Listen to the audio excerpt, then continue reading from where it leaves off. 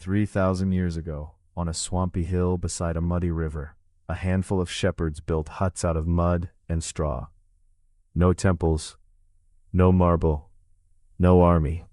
8 centuries later, the descendants of those shepherds ruled from the deserts of Egypt to the rain-soaked forests of Britain, commanding an empire of 70 million people across 3 continents.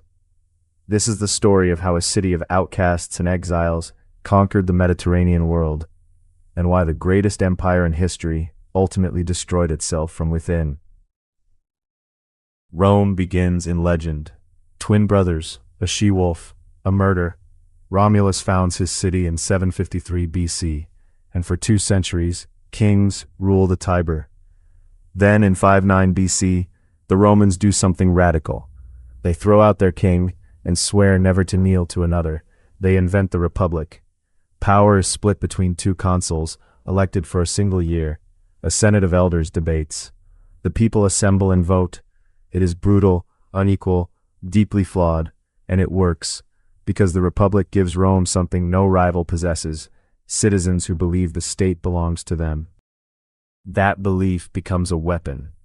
Rome swallows its Italian neighbors, then collides with Carthage, the naval superpower of North Africa. 3 Punic Wars follow. Hannibal marches elephants across the Alps and annihilates 80,000 Romans at Cannae, the worst defeat in Roman history. Rome refuses to surrender. It builds new legions, new fleets, and in 146 BC, it burns Carthage to the ground.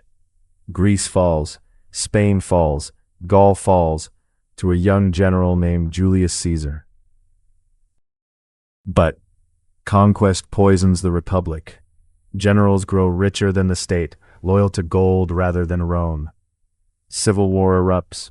Caesar crosses the Rubicon, seizes power, and is stabbed to death on the Senate floor.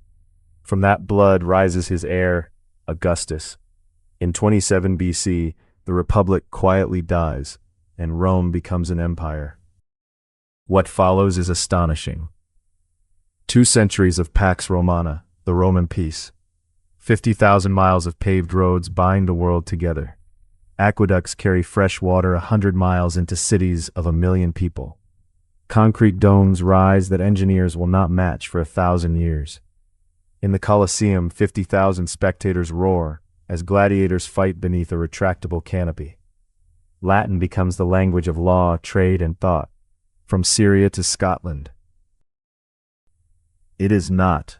In the 3rd century, the machine breaks. 50 emperors in 50 years, most murdered by their own soldiers. Plague empties the cities.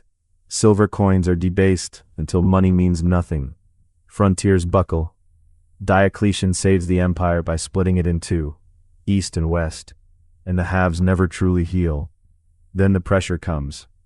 Goths, Vandals, Huns, pressed westward, pour across the Rhine and the Danube. In 410, Rome itself is sacked for the first time in 800 years. In 455, it is sacked again. And in the year 476, in the marshland capital of Ravenna, a Germanic commander named Odoacer removes a teenage emperor called Romulus Augustulus and sends the imperial regalia to Constantinople.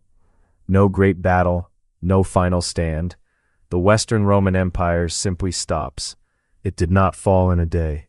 It bled out over 3 centuries, from overextension, civil war, economic collapse, and the slow forgetting of the idea that had built it. Yet Rome does not end.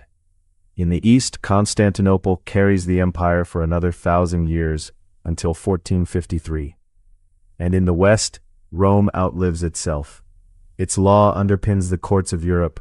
Its language lives in Spanish, French, Italian, Portuguese, and in half the words of this sentence.